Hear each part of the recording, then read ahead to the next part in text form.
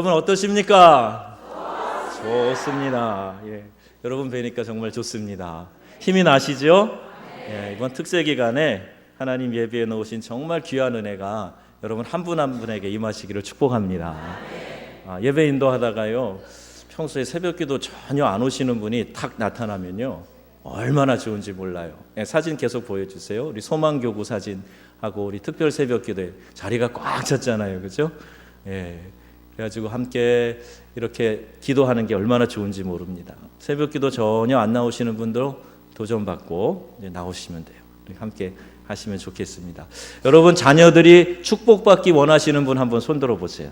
내 자녀가 축복받기 원한다. 이렇게 많이 들으셨네. 야, 할렐루야. 할렐루야. 자, 이번 기회가 그 기회가 왔습니다.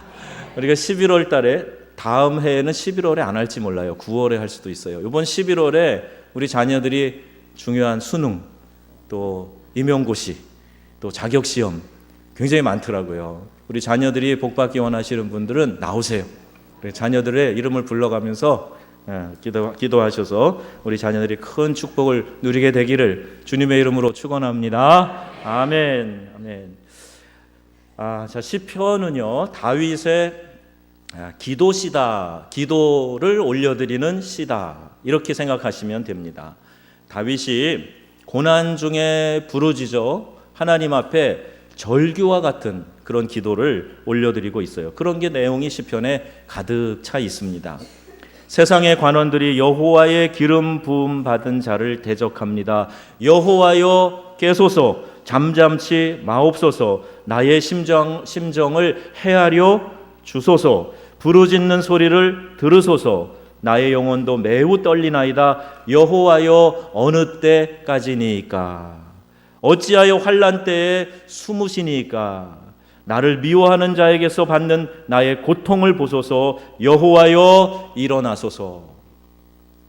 그냥 구절구절마다 이 강력한 하나님을 향한 탄식의 기도, 우리 마음에 와 닿습니다. 시편을 읽어보면요, 정말 다윗은 참 많은 고난을 받았구나 하는 것을 알 수 있습니다.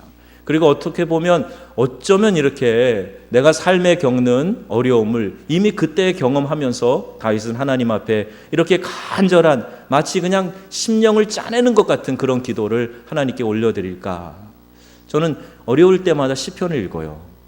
그러면 시편에 있는 이 다윗의 고백, 기도의 시, 또 다른 시편 저자들의 기도의 시를 보면서 이 마음속에 많은 위로가 되고 용기를 얻게 됩니다. 자, 오늘 이 기도를 통해서 고통 중에, 고난 중에 드린 다윗의 기도를 통해서 오늘 우리의 기도의 내용을 좀 배우고 또 다윗의 기도하는 그 기도의 삶을 좀 배우기를 원합니다. 다윗 그는 누구입니까? 다윗은 예수님 오시기 전 약 1000년 전의 인물입니다.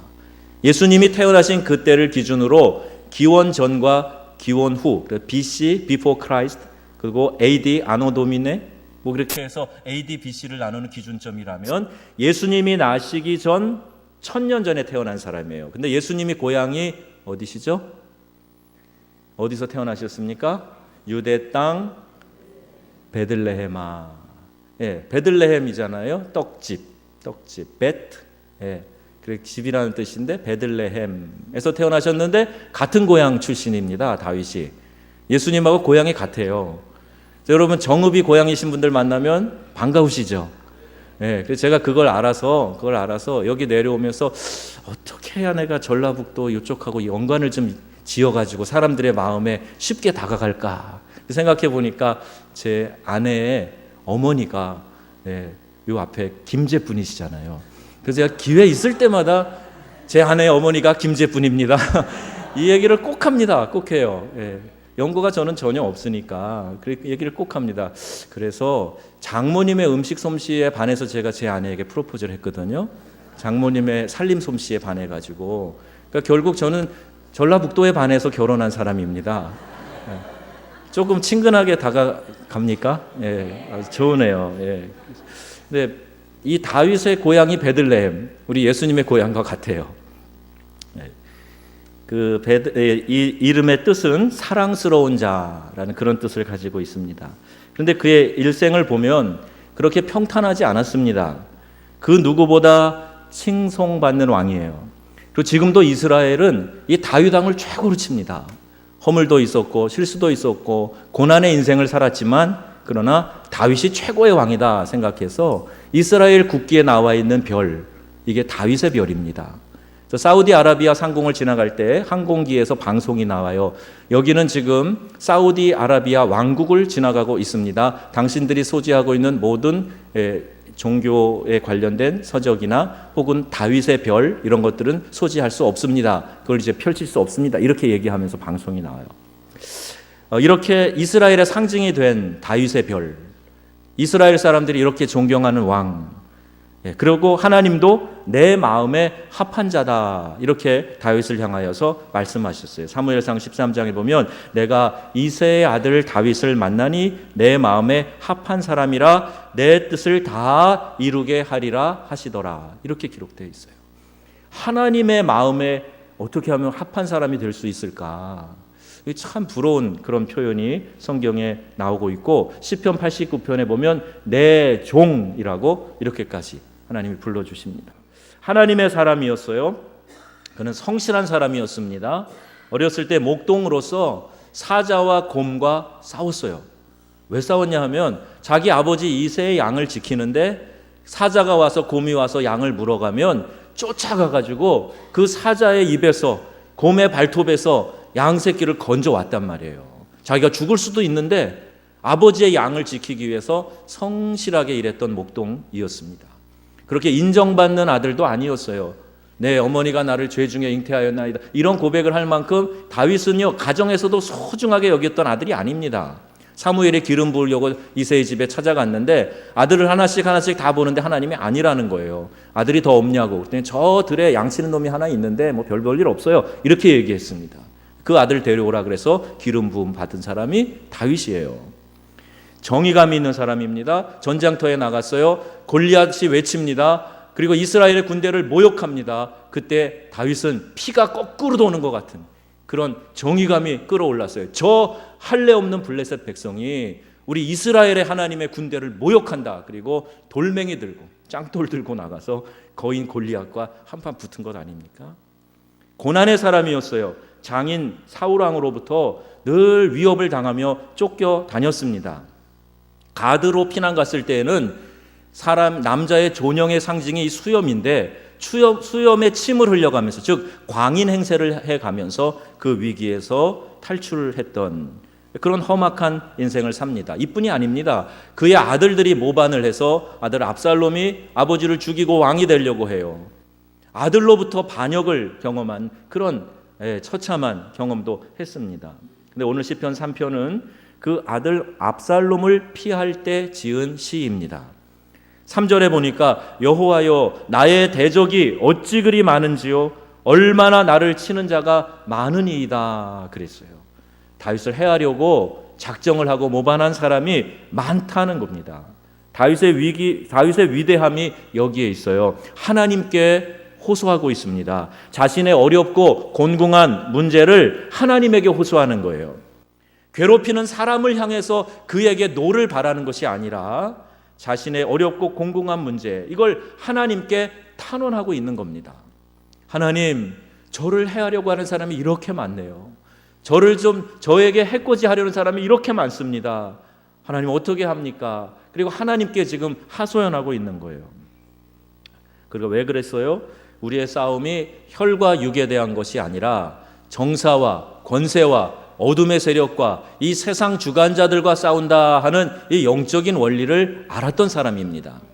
비록 사람이 나를 대적하고 달려들고 죽이려 하고 피해를 주려고 하지만 그건 사람과 사람의 싸움이 아니라 영적인 싸움이다라고 해석을 해서 하나님께 호소하는 거예요. 하나님이 들어주시면 이 문제도 잠잠하게 될 줄로 믿습니다. 그리고 하나님께 매달려 기도하는 겁니다. 가끔 여러분 은혜 받아가지고 성령 충만해서 집에 탁 들어갔는데 문 열자마자 아이들이 속을 뒤집어 놓는 일이 있죠. 그래서 받은 은혜 다 까먹고 가만히 그냥 있는, 아무것도 손 하나 까딱 안 하고 살림 안 도와주는 남편이 그냥 누워서 있으면서 다 어질러 놓고 은혜 받고 돌아갔는데 속을 뒤집어 놓는 일이 있잖아요. 그냥 은혜 받은 거 다 쏟아 놓으려고. 그 사람을 미워하시면 안 됩니다. 이게 영적인 전쟁이구나. 그래서 하나님께 하소연하세요.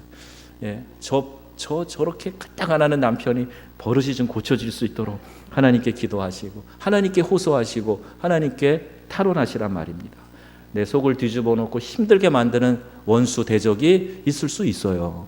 사람을 미워하지 말고 그 안에서 역사하는 영을 하나님 제어해 주시고 내가 승리할 수 있게 해주세요.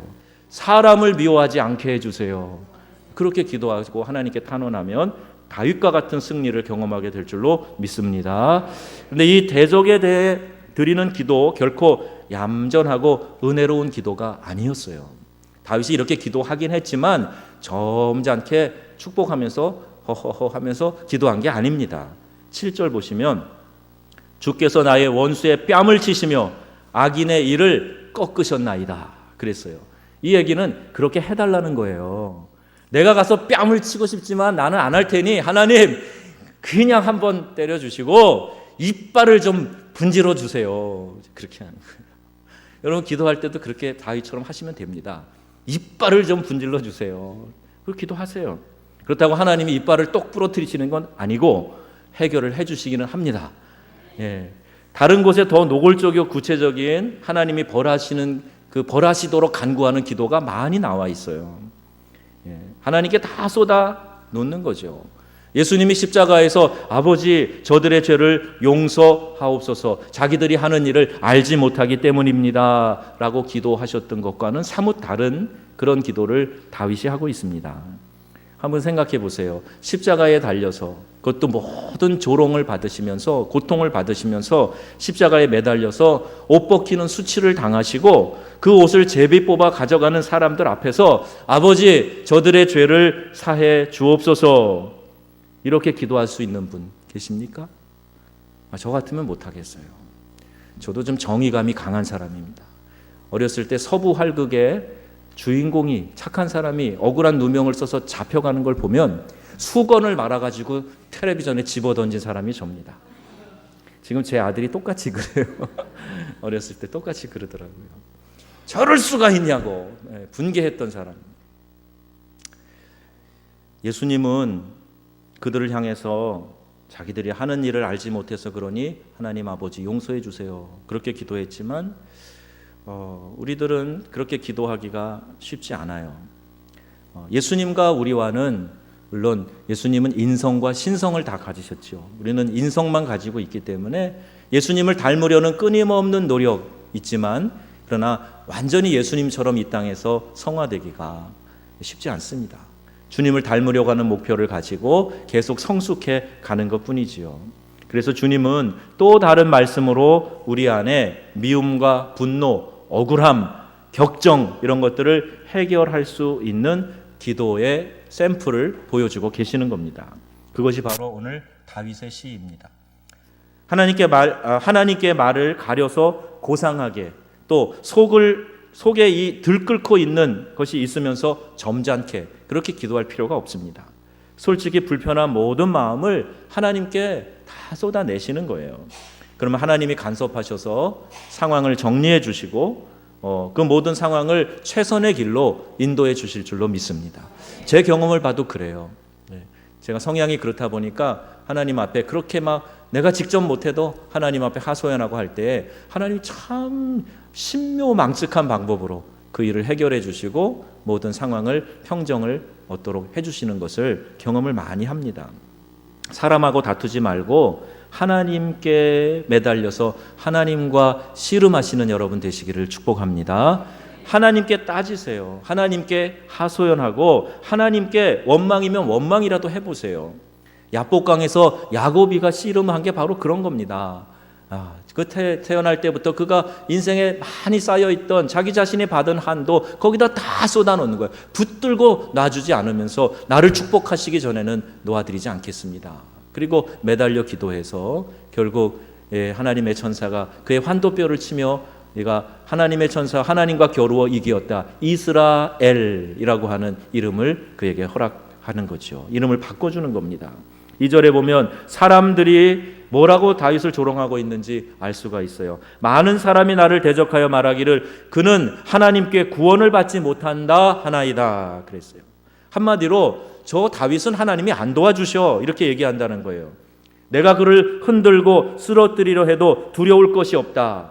심지어 그건 하나님의 큰 뜻 가운데 있는 것이다. 사람들이 이렇게 생각한단 말입니다. 주의 종에게 손을 대면서도 아무 문제 없다고, 하나님이 도와주시지 않는다고 이렇게 얘기하는 것과 마찬가지죠. 구원은 하나님께로부터 옵니다. 그런데 하나님이 침묵하실 때가 있어요. 기다리고 계신 것입니다. 뭘 기다리시죠? 회개하기를, 돌이키기를 그렇게 기다리고 계시는 거예요. 그러나 하나님께서 간과하시거나 버려두시지는 않습니다. 시편 65편 7절에 보면 내가 먼저 그들의 행위를 헤아리고 그들의 품에 보응하리라 여호와가 말하였느니라 그랬어요. 하나님이 보응하신대요. 반드시 판단하시고 행위대로 갚으시는 공의의 하나님이시다라고 성경을 말씀하고 있는 겁니다. 그러나 한 영혼이라도 더 돌이켜서 회개하고 구원받게 하시려고 하나님이 기다리시는 거예요. 내가 악을 행하는데 무슨 특별한 일이 일어나지 않는다? 그 일이 정당해서가 아니라 하나님이 돌이키라고 계속 말씀하시면서 기회를 주시면서 기다리고 계시기 때문입니다. 착각을 하면 안 돼요. 하나님은 악을 그냥 눈 감아 주시는 하나님이 아니세요. 속성상 그럴 수 없는 분입니다. 4절에 보면 내가 나의 목소리로 여호와께 부르짖으니 그의 성산에서 응답하시는도다 그랬어요. 부르짖으면 하나님은 들으십니다. 외면하시지 않고 귀를 막으시는 일이 없어요. 부르짖으면 하나님은 들으시는 하나님이세요. 자, 다윗이 믿는 구석이 있죠. 뭘 믿습니까? 이렇게 고백합니다. 여호와는 나의 방패시다 그랬어요. 방패는 적의 공격을 막아주는 무기예요. 그래서 에베소서 6장엔 믿음의 방패를 들어라 이렇게 말씀하고 있어요. 또 하나님은 나의 영광입니다 이렇게 하나님을 알고 있어요. 흔히 하는 말이 귀하를 알게 돼서 영광입니다 이렇게 얘기하죠. 이게 거룩하신 하나님을 대할 때 영광하고는 비교가 안 되는 거죠. 하나님을 대하는 것은 영광 그 자체예요. 그 존엄 앞에 우리가 감히 설 수도 없고 눈을 뜨고 바라볼 수도 없는 존재, 그분이 하나님이세요. 그런데 다윗은 그 하나님이 나의 영광이 되십니다 라고 고백하고 있는 겁니다. 또 여호와는 나의 목자시라 내게 부족함이 없다. 하나님을 목자로 알고 있어요. 나의 머리를 드시는 자다 그랬습니다. 체면을 세워주는 분이 하나님이시란 얘기입니다. 얼굴을 들게 한다는 거죠. 또 응답하신다고 4절에 말씀하시죠. 또 붙들어 주신다라고 5절에 말씀하고 있습니다. 이미 하나님에 대해서 이런 경험이 있는 다윗이라 그가 환난에 빠져 있을 때에도 어려운 문제에 둘러싸여 있을 때라도 그는 그것에 의하여 낙심하거나 넘어지지 않고 다시 하나님을 의지하면서 하나님께 탄원하면서 그 위기의 상황들을 뚫고 나가는 것을 볼 수가 있습니다. 구원은 여호와께 있사오니 주의 복을 주의 백성에게 내리소서라고 기도합니다. 구원은 하나님께로부터 오는 것임을 여러분 믿으시지요? 하나님이 구원하실 줄로 믿으시지요? 그러면 그 경험을 분명하게 하실 수 있도록 기도해 보시란 말이에요. 나를 구원하실 수 있는 능력 있는 하나님 앞에 기도해 보잔 말입니다. 그럼 하나님이 나에게 어떻게 역사하시는지가 구체적으로 나타나게 될 것이고 여러분이 그것을 구체적으로 간증하게 될 것입니다. 이미 말씀하신 하나님의 큰 뜻을 깨닫는 그런 삶을 우리가 살아가야 되겠지요. 하나님의 큰 뜻은 주님의 몸된 교회를 강건하게 해서 교회가 가진 사명을 완수하도록 하는 것입니다. 그래서 저는 목양을 하면서 여러분들이 한 분 한 분이 그런 은혜의 자리로 나아가기를 원하는 거예요. 그래야 우리 교회가 강력한 하나님의 군대로 일어날 수가 있습니다. 지금 여러분 보시지만 이미 되어가고 있어요. 새벽부터 모여서 그렇게 많은 분들이 모여 기도하고 이 주일 오후 예배에 주일 낮 예배에 절반 이상이 우리 3분의 2 나오나요? 많이 들어오셔서 은혜 받기를 원하고 같이 기도하고 찬양하기를 원하고 박수치며 찬양하는데 보면 정말 여기는 군대 같아요. 제가 누구라고 말씀 안 드리지만 어디 쳐다보는지 보면 아실 겁니다. 박수치시는 분, 여자 권사님이 군대 갔다 오신 줄 알았어요. 씩씩하게 늠름하게 그렇게 찬양하면서 은혜가 우리 가운데 임하는 거예요. 하나님의 사랑이 이거구나. 그리고 낙심하고 힘을 잃고 왔다가도 용기가 충만해서 돌아가고 이제 한판 붙어보리라. 그리고 두려움을 물리치고 다시 용기를 내서 나아가는, 너무나 멋있어요. 우리 명성교회 하나님이 큰 은혜 주신 줄로 믿습니다. 계속해서 이 은혜를 유지하려면 기도 쉬는 일을 하면 안 됩니다. 기도의 불씨 꺼트리면 안 돼요. 계속 내가 함께 그 기도의 불씨를 같이 피워서 활활 타오르게 해야 되겠다라는 그 마음 가지고 우리가 함께 예배하고 기도해야 됩니다.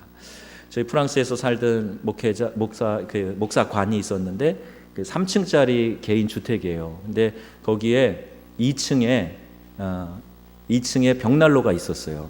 그래서 추운 겨울날 장작을 한 트럭을 사가지고 그거를 벽난로에 집어넣고 태우면서 참 재밌더라고요. 불 지피기는 좀 힘들었는데 불 지펴놓고 바라보고 있으면요 따뜻하기도 하지만 너무너무 재미있어요. 불이 막 나무 사이로 들어갔다 나갔다 그러고 막 춤을 추는 것처럼 막 올라갔다 내려갔다 그러고 너무 재밌어요. 그래서 그 앞에 넋놓고 앉아있기도 하고 그 앞에서 기타 치며 찬양을 부르기도 하고, 저도 기타 칩니다.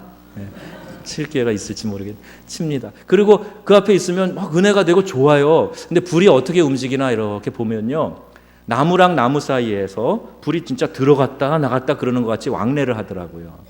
근데 이놈을 좀 하나를 뚝 떼어가지고 옆에 놓으면 활활 타오르던 장작이 혼자 있으면 슬그머니 불꽃이 줄어들어가면서 꺼져요. 그리고 다시 들어다가 옆에 놓으면 다시 불이 막 붙으면서 활활 타오르게 되는 거예요. 이게 영적인 원리다. 이게 기도의 원리다. 이게 교회다. 그런 생각을 했어요.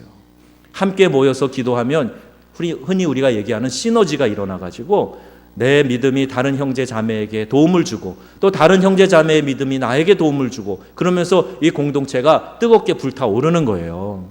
교회 안에서 나 혼자는 없습니다. 나 혼자 잘하면 되지. 그렇지 않습니다. 교회에 오셔서 서로가 서로를 격려하고 붙들어주고 이끌어주고 그러면서 이 교회가 뜨겁게 불이 타오르게 되는 거예요. 믿으십니까 여러분? 네. 아멘 시켜야만 하지 말고 때 되면 하세요. 요것까지 훈련되면 완벽할 것 같아요. 그렇게 하는 겁니다. 그래서 이렇게 특별 새벽 기도회가 있고 같이 기도하자고 좀 강조하고 그럴 때 나 몰라라 그러시면 안 돼요. 그럼 소외됩니다. 그리고 누가 소외도 안 시켰는데 스스로 쓸쓸함을 느끼는 거예요. 그러지 마시고 여기 계신 분들 다 대부분 나오시는 분 같은데 새벽에 열심히 나오시고 자녀들도 흔들어 깨워 나오시고 그래서 은혜 받고 문제 해결하고 하나님 주신 그 특별한 예배에 놓으신 은총이 여러분들 가정 위에 넘쳐나기를 바랍니다. 예수님이 마가복음 14장에 스가랴 14장에 있는 말씀을 인용해서 이런 말씀하셨어요. 목자를 치면 양이 흩어진다 그랬어요. 이리는 양떼를 흩트는 자가 이리고 목자는 양을 모으는 자가 목자입니다. 신천지 같은 이단이 교회에 침투해서 하는 수순을 보면 이와 똑같은 방법으로 진행해요. 아주 성경적이에요. 성경의 원리를 따라합니다. 이 원리, 목자를 치면 양이 흩어진다는 걸 알아가지고 들어와서 목자에 대해서 헌담합니다. 비방합니다. 그래서 비판하는 세력들을 모아갑니다. 그리고 내보내고 자기들이 조종할 수 있는 사람을 교회에 앉히는 거예요. 그게 이른바 산옮기기예요. 산옮기기. 교회가 통째로 이단으로 넘어가는 거죠. 그래서 여러분 목자가 양을 모으는 사람이다라는 걸 알아서 절대 이런 것에 대한 부정적인 일에 부안해동하고 쫓아가시면 안 돼요.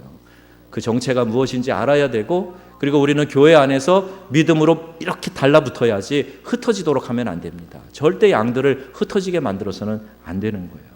아들 압살롬의 구테타 주변 사람들의 조롱과 비난 가운데에서 너무나 지치고 힘든 시간을 보냈던 다윗은 여호와께서 자신의 방패시고 영광이심을 선포하고 있습니다.